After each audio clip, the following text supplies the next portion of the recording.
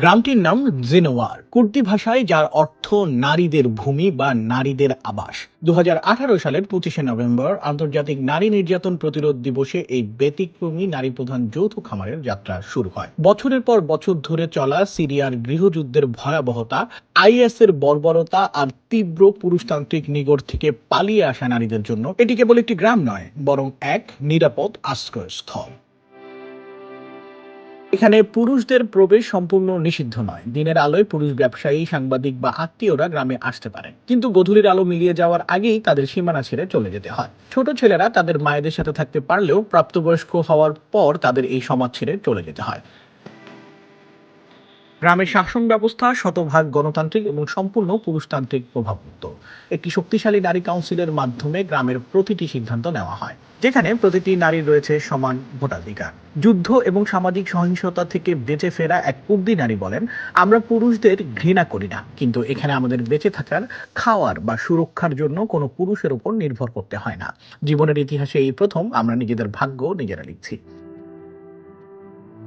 সিরিয়ার জিনোয়ার গ্রামে নারীরা সম্পূর্ণ স্বনির্ভরতার উপর ভিত্তি করে একটি অনন্য অর্থনৈতিক ও সামাজিক পরিকাঠামো গড়ে তুলেছেন, যেখানে পুরুষতান্ত্রিক প্রথাকে ভেঙে ট্রাক্টর চালানো ও পশুপালনের মতো কৃষিকাজ তারা অনায়াসে করছেন। গ্রামের যৌথ বেকারিতে তৈরি তাজা রুটি এবং প্রাকৃতিক নিরাময় কেন্দ্রের ভেষজ ওষুধ নিজেদের চাহিদা মিটিয়ে বাইরের গ্রামেও অর্থনৈতিক যোগান দিচ্ছে। পাশাপাশি নিজস্ব একাডেমি থেকে প্রাপ্ত জিনোলজি বা কুর্দি নারীবাদের পাঠ এখানকার নারীদের অধিকার ও আত্মমর্যাদা সম্পর্কে সচেতন করে তুলছে।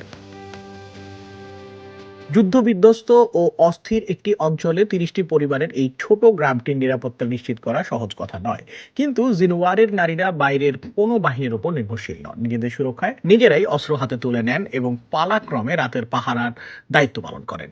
একসময় যেসব কুর্দি, আরব বা ইয়াজিদি নারীদের মধ্যে জাতিগত বিভেদ ছিল, আজ যুদ্ধের ক্ষত আর টিকে থাকার লড়াই তাদের এক সুতো বেঁধেছে।